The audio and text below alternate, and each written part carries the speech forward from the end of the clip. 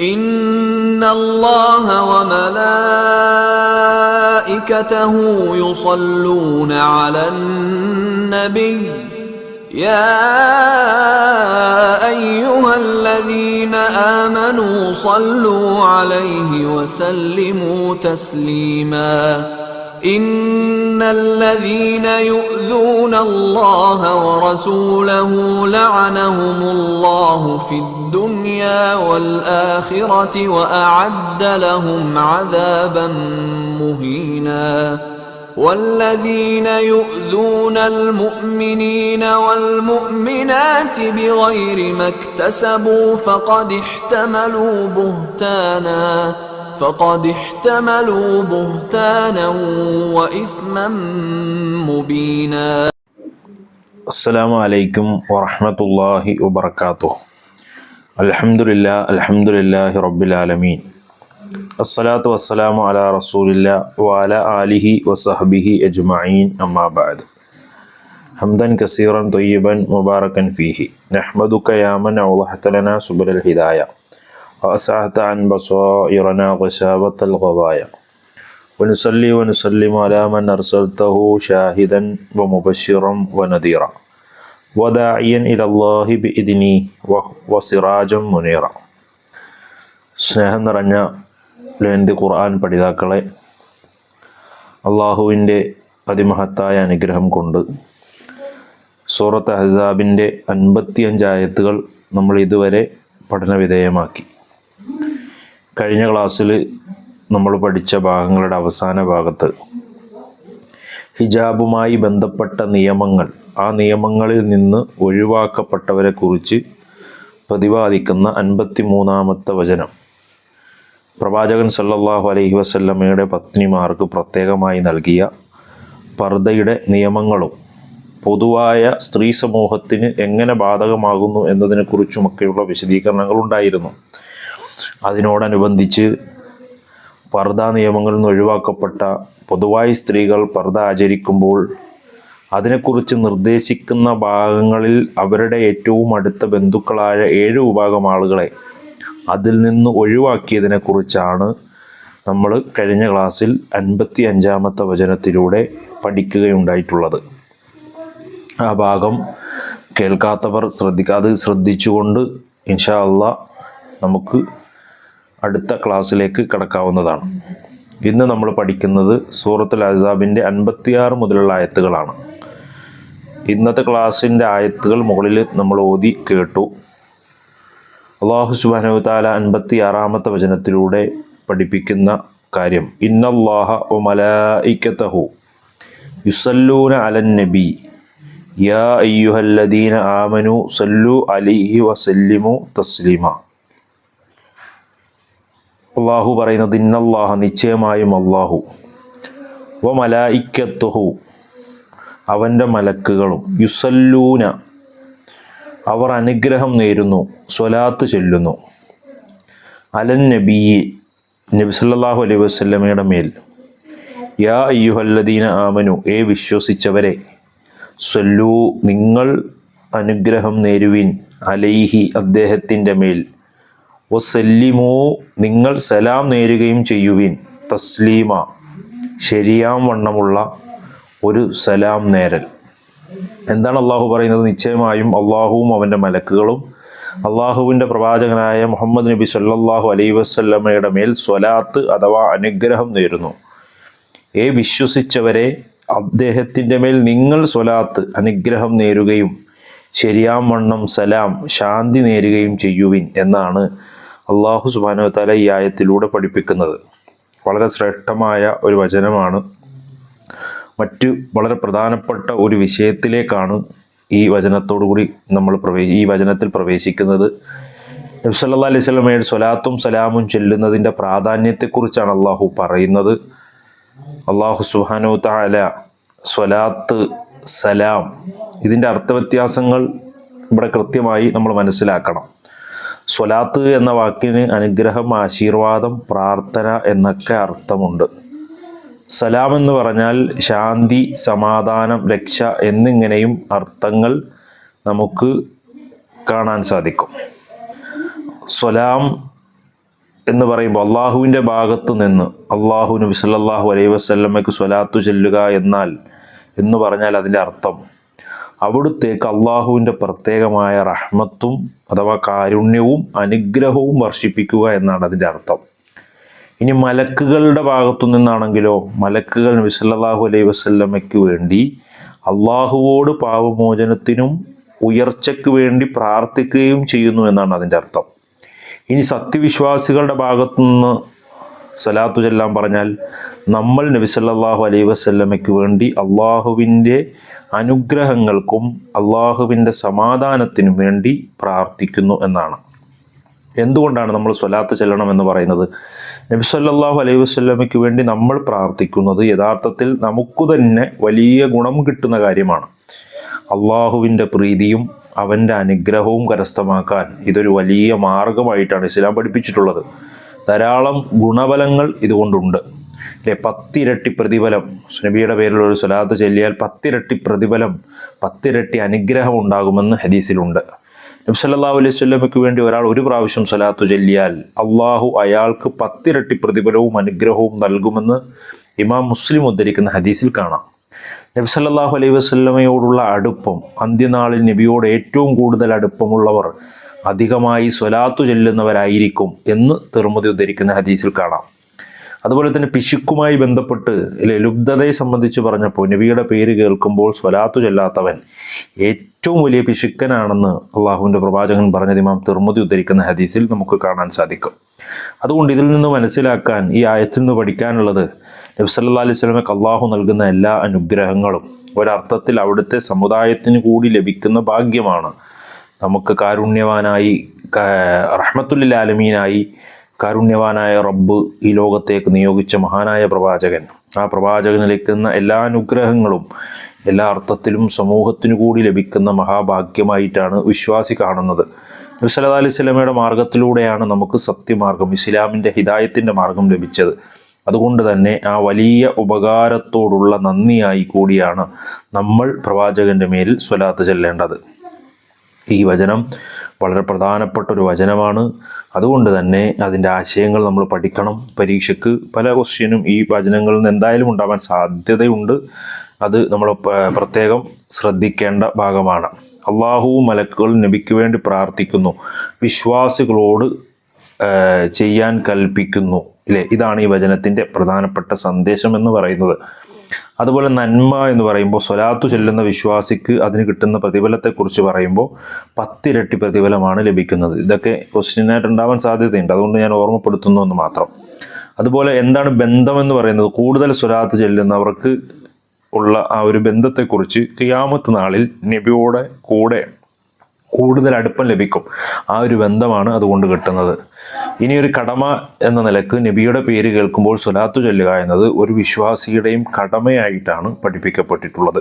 മാത്രവുമല്ല, ഇത് അള്ളാഹുവിൻ്റെ കൽപ്പന കൂടിയാണ്. ഇത് വിശ്വാസിയുടെ ഹൃദയത്തിൽ പ്രവാചകനോടുള്ള സ്നേഹവും പ്രവാചകൻ സല്ലല്ലാഹു അലൈഹി വസല്ലമയോടുള്ള ആദരവും വർദ്ധിപ്പിക്കുന്ന ഒരു കാര്യം കൂടിയാണ് പ്രവാചകന്റെ മേൽ സ്വലാത്ത് ചൊല്ലുക എന്നുള്ളത്. ഇതെല്ലാം നമ്മൾ മനസ്സിലാക്കുക.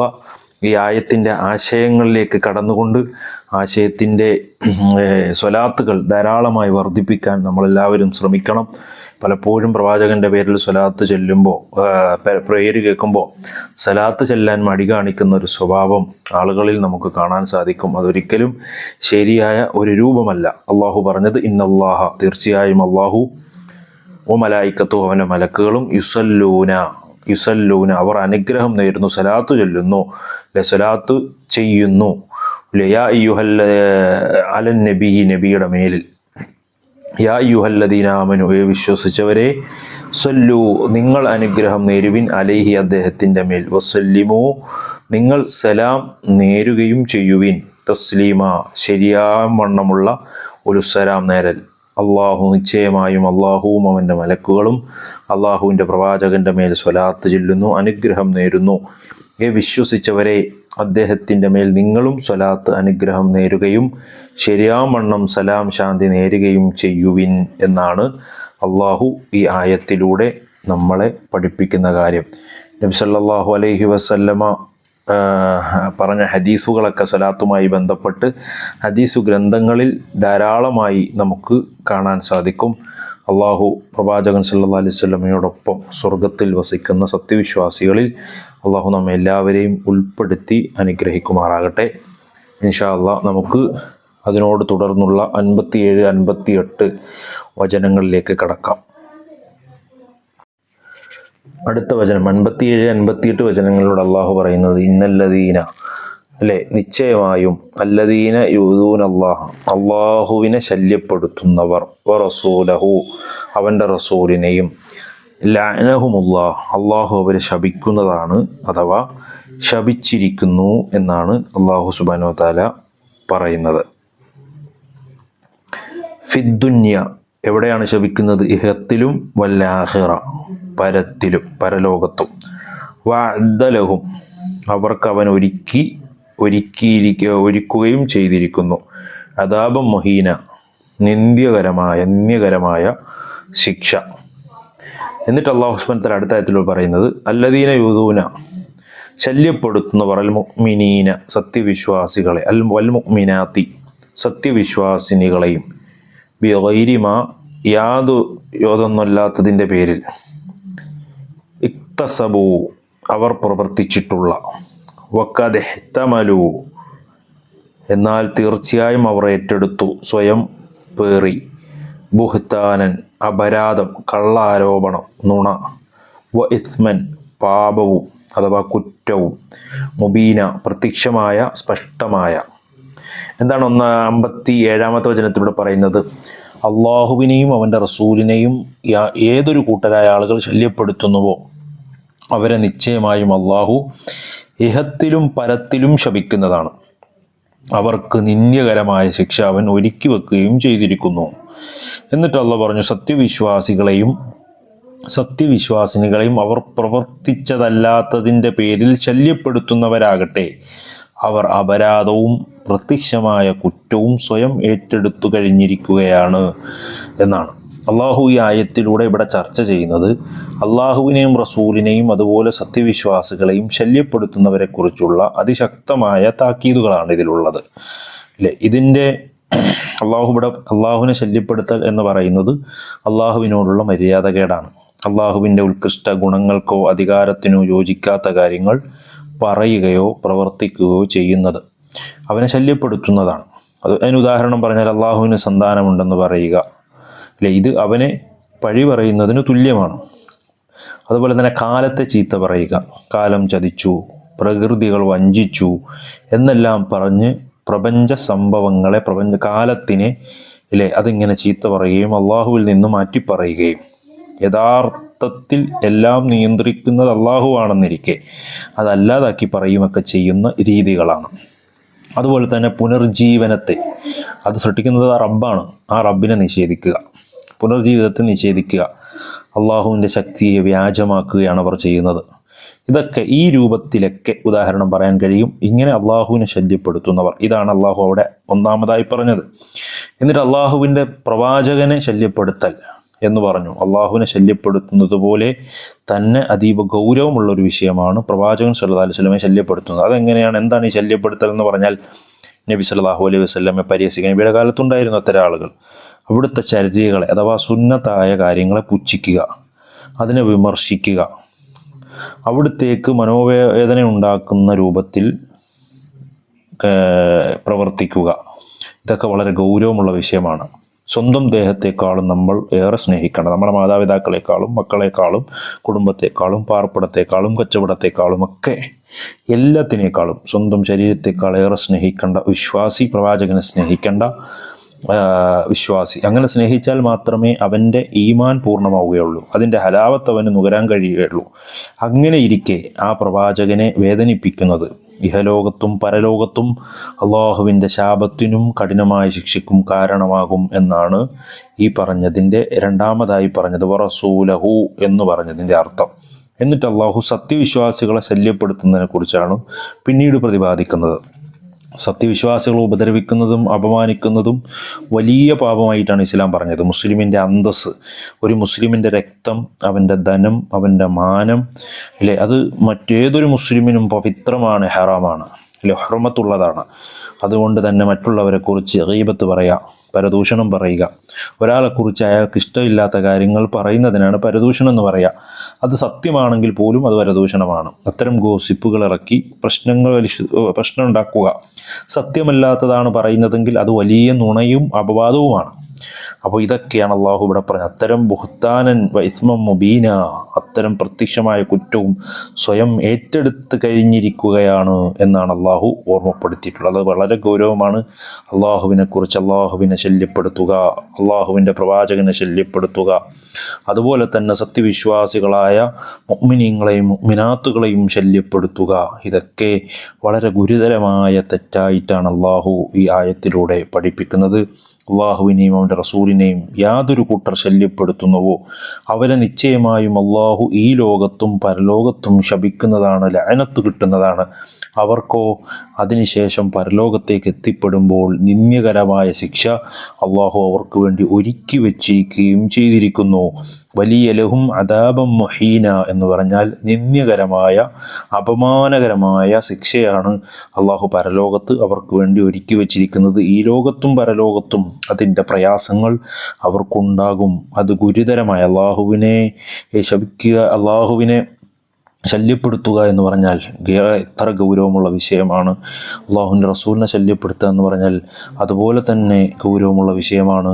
അതുപോലെ തന്നെ സത്യവിശ്വാസികളായ ആളുകളെ, അതാണ് അള്ളാഹു 58-ാമത്തെ ആയത്തിൽ വീണ്ടും പറയുന്നത്, വല്ലദീന യുദൂനൽ മുഅ്മിനീന, സത്യവിശ്വാസികളെയും സത്യവിശ്വാസിനികളെ കുറിച്ച് അപവാദം പ്രചരിപ്പിക്കുക, സത്യവിശ്വാസികളെ കുറിച്ച് അവർക്ക് അവരുടെ ഇച്ഛയ്ക്കും അവരുടെ ആഗ്രഹത്തിനും ഒക്കെ തോന്നുന്ന രൂപത്തിൽ മറ്റുള്ളവരെ അപഹസിക്കുകയും പരിഹസിക്കുകയും കളിയാക്കുകയും ചീത്ത പറയുകയും കുറ്റം പറയുകയും ഏഷണി പറയുകയും പരദൂഷണം പറയുകയും അത്തരം ഗോസിപ്പുകൾ അടിച്ചിറക്കുകയും അവരെ ഇങ്ങനെ സോഷ്യൽ മീഡിയകളിൽ അപവാദങ്ങൾ പറഞ്ഞ് പ്രചരിപ്പിക്കുകയും ഒക്കെ ചെയ്തുകൊണ്ട് വേദനിപ്പിക്കുന്ന ഒരു സ്വഭാവം, നമ്മളൊക്കെ ഒരു പോസ്റ്റ് ലൈക്ക് ചെയ്യുമ്പോഴും ഷെയർ ചെയ്യുമ്പോഴും അല്ലേ, അതൊക്കെ ഗൗരവത്തിൽ നമ്മൾ കാണണം. ഇന്നത്തെ കാലത്ത് സോഷ്യൽ മീഡിയ ഒക്കെ കൂടുതൽ ഉപയോഗിക്കുന്ന ആളുകളെന്ന നിലക്ക് അതിൻ്റെ ഗൗരവം നമ്മൾ കൂടുതൽ ശ്രദ്ധ ഈ മേഖലകളിൽ കേന്ദ്രീകരിക്കേണ്ടതുണ്ട്. അത് നമ്മളൊന്ന് ലൈക്ക് ചെയ്ത് വിട്ടാൽ അത് ലോകത്തിൻ്റെ അഷ്ടദിക്കുകളിലേക്ക് അത് നൊടിയുടെ തന്നെ, അഥവാ സെക്കൻഡുകൾ കൊണ്ട് തന്നെ ലോകം മുഴുവനും വ്യാപിപ്പിക്കുമാറ് അത്തരം സാങ്കേതിക വിദ്യകളുള്ള ഒരു ലോകത്ത് ഇത്തരം പരിശുദ്ധ ഖുർആൻ പറഞ്ഞ ഗൗരവകരമായ തെറ്റുകൾ സംഭവിച്ചാൽ എത്ര വലിയ അപകടമാണ് നമ്മുടെ അക്കൗണ്ടിലേക്ക് വന്നു ചേരുക, എത്ര വലിയ തിന്മയാണ്. അതുകൊണ്ടാണ് അള്ളാഹു ആയത്തിൽ അവസാനം പറഞ്ഞത് ഫഖദ് ഇഹ്തമലു ബുഹ്താനൻ വ ഇസ്മം മുബീന എന്നാണ്. അല്ലെ, എത്ര വലിയ അപരാധവും പ്രത്യക്ഷമായ കുറ്റവുമാണ് അവർ ഏറ്റെടുത്തു കഴിഞ്ഞിരിക്കുകയാണ് എന്നാണ്. അപ്പോൾ അതുകൊണ്ട് ആ മേഖലകളിൽ വളരെ ഗൗരവത്തിലോട് നമ്മൾ ശ്രദ്ധിക്കണം. സത്യവിശ്വാസികളെയും സത്യവിശ്വാസിനികളെയും അവർ പ്രവർത്തിച്ചല്ലാത്തതിൻ്റെ പേരിൽ, അല്ലേ, അവർ പറഞ്ഞതോ ആയിരിക്കില്ല, അവർ പ്രവർത്തിച്ചതായിരിക്കില്ല, അവരറിഞ്ഞിട്ട് പോലും ഉണ്ടാകില്ല, അവരുടെ പേരിൽ അല്ലേ ആവശ്യമില്ലാത്തത് പറഞ്ഞ് ശല്യപ്പെടുത്തുന്നവരാകട്ടെ, അവർ വലിയ അപരാധമാണ് അവർ സൃഷ്ടിച്ചുണ്ടാക്കിയത് എന്നാണ് അള്ളാഹു സുബ്ഹാനഹു തആല ഈ ആയത്തിലൂടെ നമ്മളെ പഠിപ്പിക്കുന്നത്. ഇപ്പം നോക്കൂ നിങ്ങൾ, അള്ളാഹു പറയുന്നുണ്ട് ആദമിൻ്റെ പുത്രൻ എന്നെ വ്യാജമാക്കി എന്ന്. അവൻ അത് പാടില്ലായിരുന്നു. അവൻ എന്നെക്കുറിച്ച് പഴി പറഞ്ഞു, അതും അവന് പാടില്ലായിരുന്നു. അവൻ എന്നെ വ്യാജമാക്കിയെന്ന് പറഞ്ഞത് അവൻ്റെ ഈ വാക്കാണ്. എന്നെ ആദ്യം സൃഷ്ടിച്ചതുപോലെ അവൻ അള്ളാഹു എന്നെ വീണ്ടും സൃഷ്ടിക്കുന്നതല്ല തന്നെ എന്ന് പറഞ്ഞാൽ പുനർജീവിതത്തെ നിഷേധിക്കുകയാണ് അവിടെ ചെയ്യുന്നത്. ഇതിലൂടെ അള്ളാഹുവിനെ പഴി പറയുകയാണ് ചെയ്യുന്നത് എന്നാണ്. അതുപോലെ തന്നെ മറ്റൊരു ഹദീസിൽ കാണാം, ബുഖാരി മുസ്ലിം ഉദ്ധരിക്കുന്ന ഹദീസാണ്, ആദമിൻ്റെ പുത്രൻ എന്നെ ശല്യപ്പെടുത്തിയിരിക്കുന്നു, അവൻ കാലത്തെ ചീത്ത പറയുന്നു. അല്ലേ, കാലത്തെ ചീത്ത പറയൽ കൊണ്ട് ഞാൻ അത്രേ കാലം രാത്രിയെയും പകലിനെയും ഞാൻ കൈകാര്യം ചെയ്തുകൊണ്ടിരിക്കുകയാണ്. അള്ളാഹുവിന് കാലത്തെ ചീത്ത പറയുന്നത് കൊണ്ട് അള്ളാഹുവിനെയാണ് അവൻ പഴി പറയുന്നത് എന്ന് ഇമാം ബുഖാരിയും മുസ്ലിമും ഉദ്ധരിക്കുന്ന ഹദീസിലൂടെയും സഹോദരങ്ങളെ നമുക്ക് കാണാൻ സാധിക്കും. അപ്പോൾ അതുകൊണ്ട് ഈ വിഷയം വളരെ നമ്മൾ ജീവിതത്തിൽ ശ്രദ്ധിക്കേണ്ട, വലിയ പാഠം ഉണ്ടാകേണ്ട 3 വചനങ്ങളാണ് ഇന്നത്തെ ക്ലാസ്സിലൂടെ നമ്മൾ വിശദീകരിച്ചിട്ടുള്ളത്. പരീക്ഷയ്ക്ക് ഒരുപാട് ഇതിൽ നിന്ന് ക്വസ്റ്റ്യൻ ഉണ്ടാവാൻ സാധ്യതയുണ്ട്. ആ ഭാഗങ്ങളൊക്കെ പ്രത്യേകമായും ശ്രദ്ധിച്ചുകൊണ്ട് പഠിക്കാൻ ശ്രദ്ധിക്കുക. അല്ലാഹു സുബ്ഹാനഹു വ തആല ക്ലാസ്സിൽ കേട്ട കാര്യങ്ങൾ പഠിക്കുവാനും ഉൾക്കൊള്ളുവാനും മറ്റുള്ളവർക്ക് എത്തിച്ചു കൊടുക്കുവാനും അത് ജീവിതത്തിൽ പകർത്താനുമുള്ള തൗഫീക്ക് നമുക്കെല്ലാവർക്കും നൽകി അനുഗ്രഹിക്കുമാറാകട്ടെ. ഇൻഷാ അല്ലാഹ് ബാക്കിയുള്ള ആയത്തുകൾ അടുത്ത ക്ലാസ്സിൽ നമുക്ക് പഠനവിധേയമാക്കാം. അല്ലാഹു അനുഗ്രഹിക്കുമാറാകട്ടെ. വആഖിറു ദഅവാനാ അൽഹംദുലില്ലാഹി റബ്ബിൽ ആലമീൻ. അസ്സലാമു അലൈക്കും വറഹ്മത്തുള്ളാഹി വബറകാതുഹു.